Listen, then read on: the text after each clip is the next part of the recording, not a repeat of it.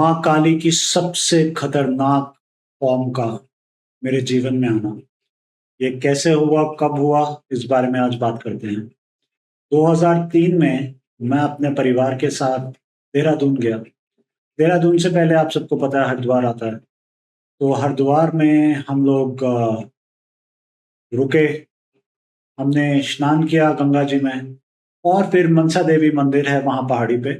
वहाँ पे हमने 3-4 किलोमीटर दूर है, वहाँ से पहाड़ी चढ़ के जाना है। हम पहाड़ी पे चल पड़े।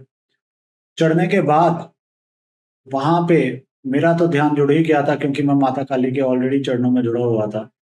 तो आगे चलते हुए एक रूम था, वो रूम पे लगी हुई थी कुंडी।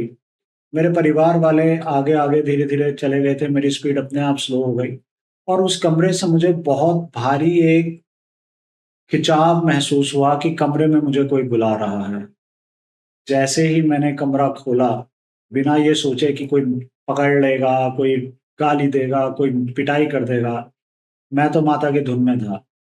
कमरा खोला, पूरे कमरे में अंधेरा था। जैसे ही मैं कमरे के अंदर गया, कमरे के एक कोने में सिर्फ एक दीपक जल रहा था, एक फोटो के आगे। मैंने जाके दंडवत प्रणाम कर दिया। जैसे ही उठा, देखा, वहां पे माता का सबसे भयानक रूप था। माता का मुंड कटा हुआ था, मुंड से 3 रक्त की धाराएं बह रही थी।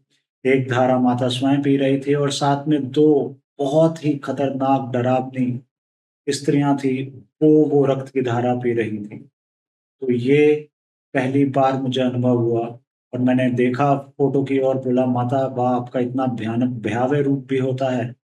इस भयावह रूप को माता कौन पूछता होगा।